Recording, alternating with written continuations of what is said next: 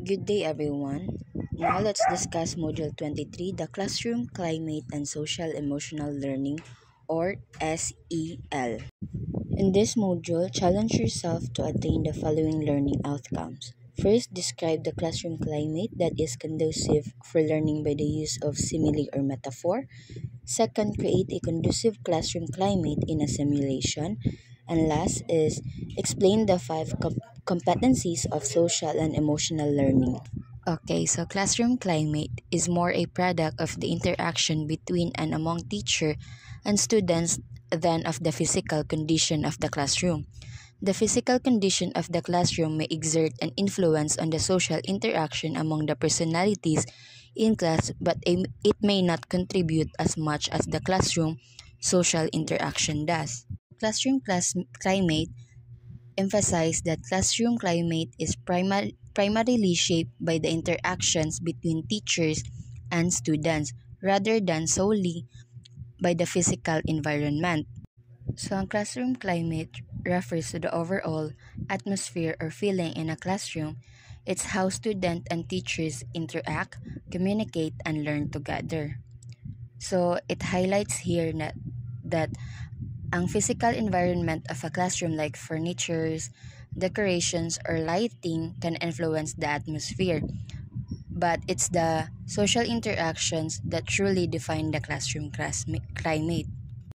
Next part is that the classroom climate that is conducive for learning is one that is non-threatening yet business-like. So this means that the classroom should be a safe and welcoming space for learning, but also one where students are expected to focus on their studies and take their work seriously. So when we say non-threatening, it means that students feel comfortable asking questions, sharing their ideas, and making mistakes without fear of judgment or punishment. When we say business-like pod, it means that there is a clear focus on learning and achieving academic goals. Students are expected to be respectful, participate actively, and complete their assignments on time. So, conducive classroom, it is a classroom where specific classroom rules and procedures are clear. So this means that students know exactly what is expected of them in terms of behavior, participation, and completing assignments. Clear rules provide a sense of structure and predictability, reducing confusion and potential conflicts. For example, imuhang rule is about raising hands before speaking ensures orderly classroom discussion. Next it is a classroom where rules and procedures are discussed on the first days of class. So this helps students understand the rationale behind the rules and foster a sense of ownership over the classroom environment. It also provides an opportunity for students to ask questions and clarify any confusion. So it is a classroom also where students are involved in the design of rules and procedures. So here it fosters a sense of ownership and responsibility among students as they have a say in shaping the classroom environment. It also promotes a sense of community and collaboration. So a conducive classroom, it is a classroom where techniques to acknowledge and reinforce acceptable behavior and provide negative consequences are employed. So, gi-emphasize diri nga ang consistent approach to a classroom management, students understand that positive actions are rewarded while negative actions have clear consequences. So, it is also a classroom where clear limits for unacceptable behavior are established. Here is iyang ginaset ang boundaries and also provides a framework for students to understand what is considered appropriate and inappropriate behavior. So a conducive classroom, it is a classroom where there is a healthy balance between dominance and cooperation. This emphasizes the importance of fostering both individual initiative and collaborative learning. Students should be encouraged to take ownership of their learning while also working effectively with others. So example, as a teacher, mag-assign ta og individual project para ma-encourage ang independent thinking and problem solving sa isa ka bata. And other is mag-create ta og group projects to promote teamwork and communication skills sa mga students. So last, for a conducive classroom, it is a classroom where the teacher is aware of the needs of different types of students. So this emphasized the importance of differentiated instruction where the teachers tailor their teaching methods and materials to meet the unique needs of each student. So, for example, ang teacher might provide extra support for students nga maglisod o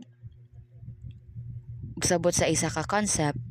And other example is a teacher might challenge advanced students with more complex tasks. So, a conducive classroom is a classroom where the teacher is fully aware of the happenings in class. So, this emphasizes the importance of being present and engaged in the classroom. Teachers should be attentive to students' behavior, both positive and negative, and respond accordingly. So, for example, a teacher might notice a student who is struggling to stay focused and provide them with individual attention. So, another example, ang teacher might address a conflict between students quickly and effectively. Ang atong next part sa atong discussion is ang social emotional learning or SEL. It is the classroom climate definitely becomes highly favorable with social emotional learning. SEL integrates academic, social, and emotional learning. So, ang SEL is the process of developing the self-awareness, self-management, social awareness, relationship skills, and responsible decision-making necessary for success in school, work, and life. So, ang SEL, it integrates academic, social, and emotional learning. So, this means that students are not only learning subject matter, but also developing the skills they need to interact effectively with others, manage their emotions, and make responsible choices.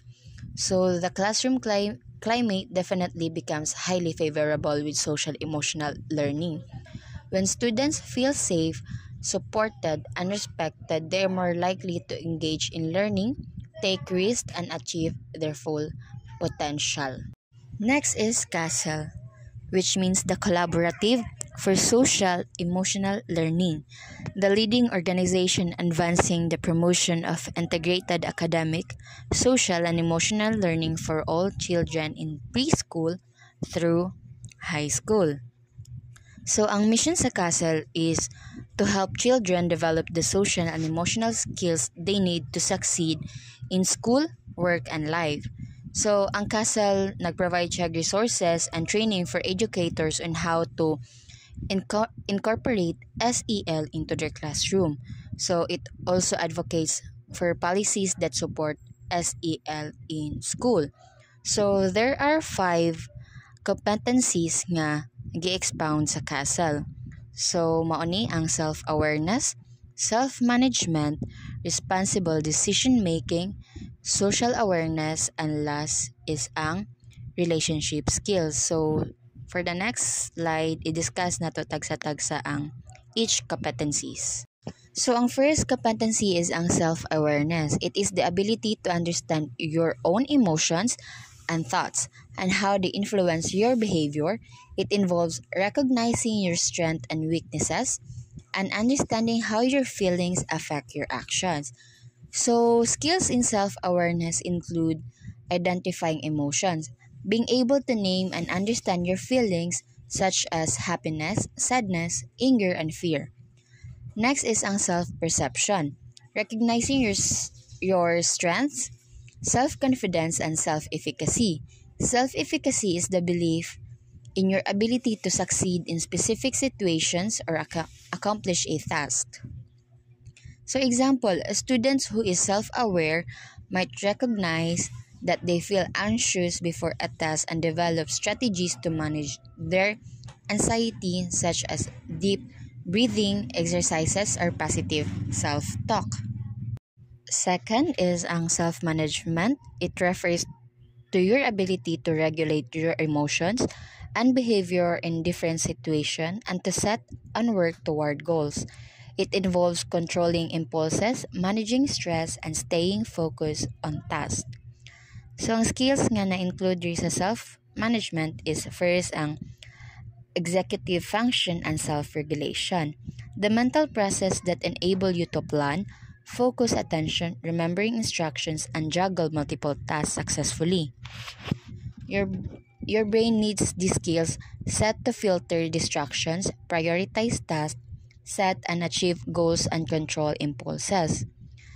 Next is stress management. Developing healthy coping mechanism for dealing with stressful situations.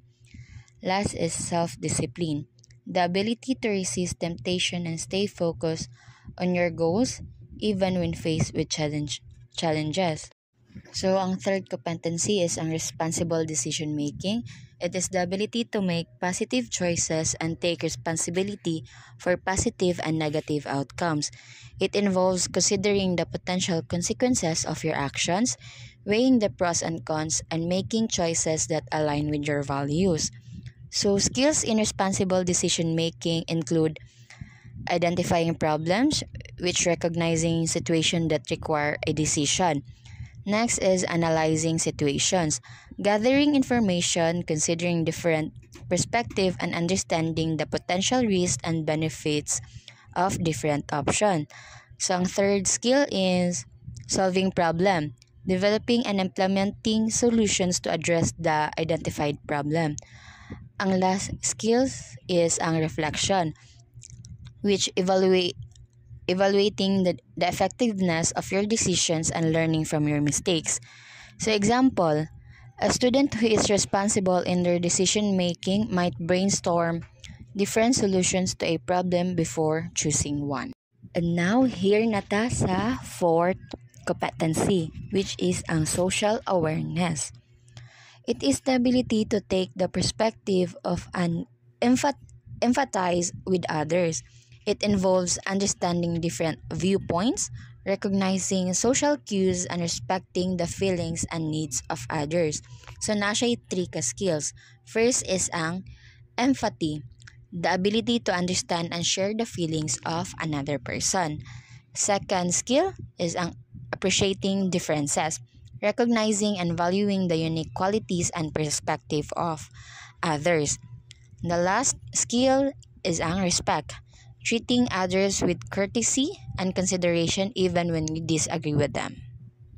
So example, a student who is socially aware might try to understand why a classmate is acting out before reacting to their behavior. And finally, ang last competency, which is ang relationship skills, refers to the ability to establish and maintain healthy and meaningful relationship with others. It involves communicating effectively, resolving conflicts, and showing empathy and respect. So, ayahang mga skills is first, communicating clearly, expressing your thoughts and feelings in a way that is understood by others. Second, listening, paying attention to what others are saying and trying to understand their perspective. Ang third skill is ang cooperation, working together with others to achieve a common goal. And fourth one is resisting negative pressure, standing up for yourself and your values even when others are trying to pressure you to do something you don't want to do. The fifth skill, resolving conflicts, finding peaceful and constructive ways to address disagreements. And last is ang supporting one another, offering encouragement, help, and kindness to others. Example, a student who is skilled in relationship building might use I in statements to express their feelings in a conflict. So that's all for Module 23, and thank you for listening.